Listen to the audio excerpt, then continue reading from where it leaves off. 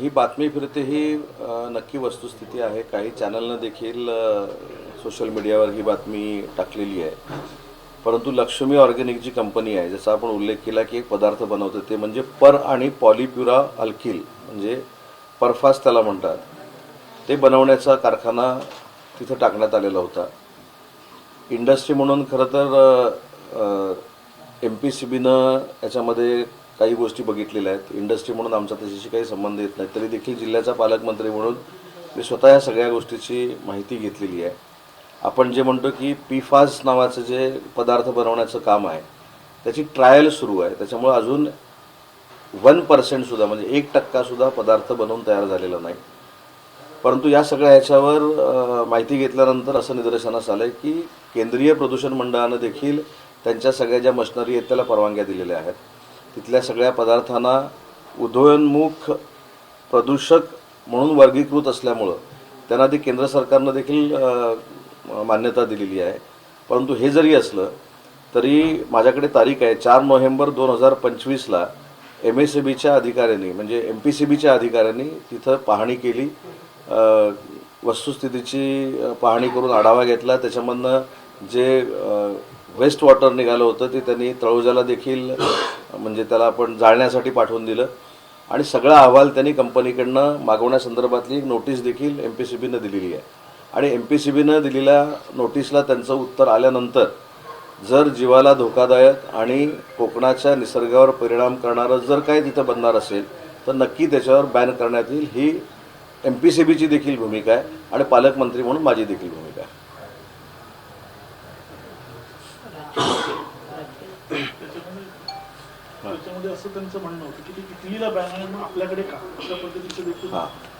हा एक महत्त्वाचा मुद्दा आहे की PFAS जे आहे ते इटलीला बॅन केलेलं आहे असं जाणकारांचं मत आहे. मग ते भारतामध्ये का, तर ते मी ज्याचा मगाशी उल्लेख केला की उदयोन्मुख प्रदूषक या नावाखाली जी परमिशन मिळते ती या PFASला अनेक ठिकाणी देशामध्ये दिलेली आहे. याच प्रॉडक्टमधनं PFAS तयार होतं अशातला भाग नाही तर अनेक त्याच्यामध्ये इलेक्ट्रॉनिक्स वस्तू बनवल्या जातात, जिथं अन्न प्रक्रिया करणारे पदार्थ बनवले जातात, त्याच्यावर देखील या काही पदार्थांचा वापर केला जातो. त्याच्यामुळे देशामध्ये अनेक ठिकाणी अशा पद्धतीचे हे पदार्थ बनत आहेत. परंतु ठीक आहे, देशामध्ये जरी बनत असले तरी MPCBने जी नोटीस दिलेली आहे त्या नोटीसला समाधानकारक जर उत्तर आलं नाही आणि समाधानकारक उत्तर आल्यानंतर देखील MPCBनं असं निष्कर्षापर्यंत जर MPCB आली की याच्यामधनं प्रदूषण होणार आहे आणि कोकणाच्या निसर्गाला घातकी असणार आहे तर त्याच्यावर नक्की शासन म्हणून आम्ही कार्यवाही करू आणि ते प्रॉडक्ट बॅन करू. ठाकरेंची ही शेवटची निवडणूक असेल. पक्षात फक्त आदित्य ठाकरे आणि उद्धव ठाकरेच उरणार असा दावा रावसाहेब दानवे यांनी केलेला आहे. रावसाहेब दानवे हे भाजपाचे नेते आहेत आणि ते सिनियर नेते आहेत. मला असं वाटतं की त्यांना काहीतरी राजकीय चाहूल लागल्यामुळं त्यांनी हे वक्तव्य केलेलं असावं. मुंबई महानगरपालिकेमध्ये भाजपा, शिवसेना आणि रिपाई ह्याची अतिशय मजबूत अशी महायुती झालेली आहे.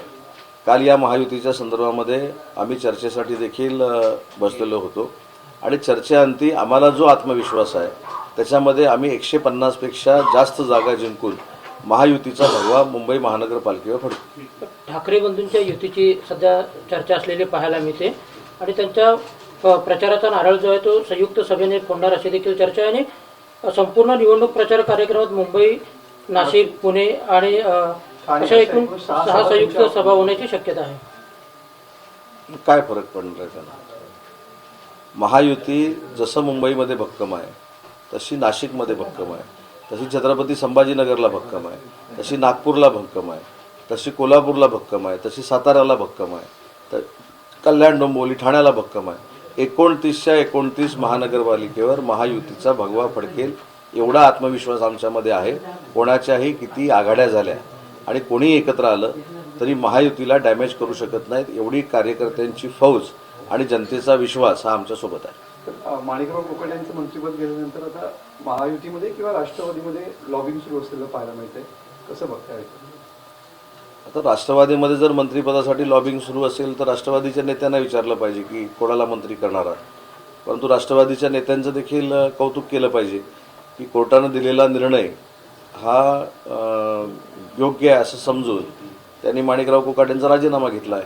आता राष्ट्रवादी काँग्रेस पार्टीमध्ये मंत्री कोण करायचं हे अजितदादा ठरवणार आहे. धनंजय मुंडे, अनिल पाटील आणि संजय बनसोडेंमध्ये रस्सीखेच असलेली पाहायला मिळते.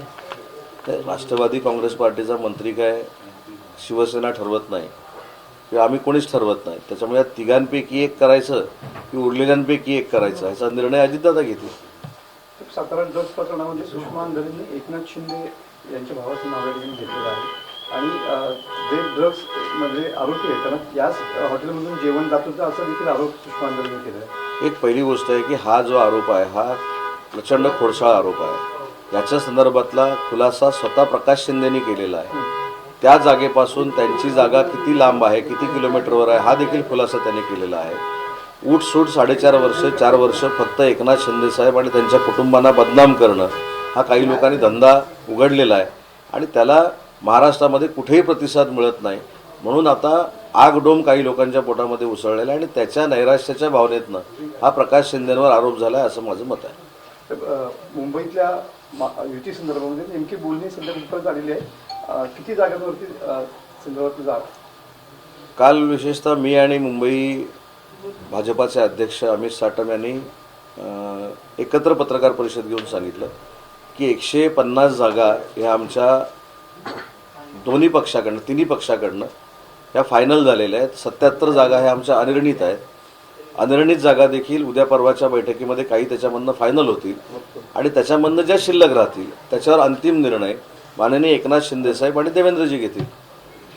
सर, इथे आगामी जिल्हा परिषद पंचायत समितीच्या निवडणुकीच्या दृष्टीने राष्ट्रवादी काँग्रेस अजित पवार गटाकडून तयारी करण्यात आली आणि त्यांची नुकतीच बैठक झाली. त्याच्यामध्ये असं ठरलं की चिपळूणमध्ये स्वबळावर लढायचं, कारण आमची चिपळूण नगर परिषदेमध्ये फसवणूक झाली. नाही, मला असं वाटतं की आनंद आहे. कोणी स्वबळावर लढायचं, कोणी आमच्याबरोबर महायुतीमध्ये यायचं हा प्रत्येक पक्षाचा प्रश्न आहे. जसं आम्ही मुंबईमध्ये सांगितलं की नवाब मलिक हे जर राष्ट्रवादी काँग्रेस पार्टीचं नेतृत्व मुंबईमध्ये करणार असतील तर भाजप आणि शिवसेना राष्ट्रवादीमध्ये युती करणार नाही एवढी आमची स्पष्ट भूमिका आहे. तशी रत्नागिरी जिल्ह्याच्या राष्ट्रवादीच्या आमदारांनी जर स्वतःच भूमिका घेतली असेल की शिवसेना आणि भाजपबरोबर यायचं नाही तर आनंद आहे. ते त्यांचा पक्ष वाढवतील, आम्ही आमचा पक्ष वाढवू. महानगरपालिका आमच्या जास्त कार्यकर्त्यांना संधी द्यायला मिळेल. महानगरपालिका निवडणूक झाल्यानंतर ठाकरेंचा पक्ष जो आहे तो संपेल असं रावसाहेब दानवे म्हणतात. हा, मी मगाशी त्याला उत्तर दिलं की रावसाहेब दानवे हे भाजपाचे ज्येष्ठ नेते आहेत. त्यांच्याकडे काहीतरी माहिती असल्याशिवाय ते बोलणार नाहीत. त्याच्यामुळं याची प्रचिती आपल्याला निवडणुकीच्या निकालानंतरच येईल. त्याप्रमाणे संजय शिरसाट सुद्धा असं म्हणाले की ठाकरे गटाला आता कोणाची साथ नाही आहे, ठाकरे गटाची ही शेवटची निवडणूक आहे. ते संभाजीनगरच्या बाबतीमध्ये बोलले असतील. संभाजीनगरमध्ये शिवसेना आणि भाजपचीच ताकद आहे आणि तिथं आता दुर्दैव असं आहे की जे कधीही वंदनीय बाळासाहेबांनी त्यांच्या हयातीमध्ये केलं नाही ते आता उरलेली सगळी युबीटी करते. तिथं MIM बरोबर जर यांची युती झाली तरी आश्चर्य वाटण्याचं काही कारण नाही.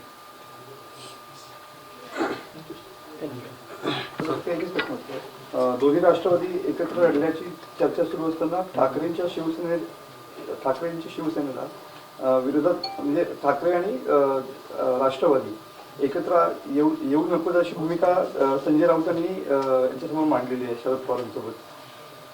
म्हणजे अजितदादांची राष्ट्रवादी आणि पवारसाहेबांची राष्ट्रवादी एकत्र येऊ नये अशी भूमिका संजय राऊत साहेबांनी मांडली असं तुमचं म्हणणं आहे.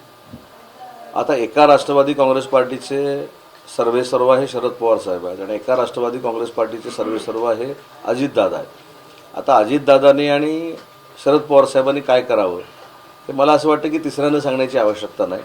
पवारसाहेबांचं 56 वर्ष 57 वर्ष राजकीय कारकिर्दी आहे, म्हणजे आमचं तेवढं वय नाही. त्याच्यामुळं काही लोकांनी सल्ले देण्यापेक्षा ते दोघं काय करत आहे त्याची वाट बघितली पाहिजे.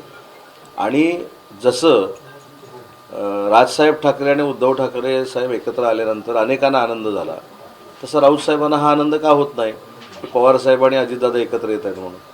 आणि राजसाहेब आणि उद्धवसाहेब एकत्र आले तर चालतात पण पवारसाहेब आणि अजितदादा एकत्र आले तर चालत नाही. ही कुठची रणनीती आहे? म्हणजे जे कुटुंब एकत्र आलं आहे ते चांगलं आहे पण दुसरं कुटुंब जे एकत्र येत आहे ते एकत्र यायला द्यायचं नाही. ह्याच्यातच खरं राजकारण कळतं.